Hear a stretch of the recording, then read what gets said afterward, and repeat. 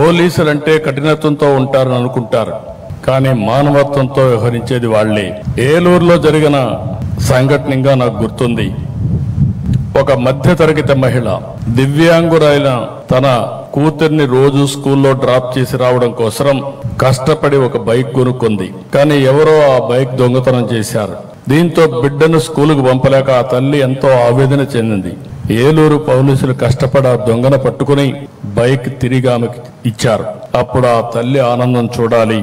అది నిజమైన పోలీస్ అంటే, అదే నిజమైన మానవత్వం.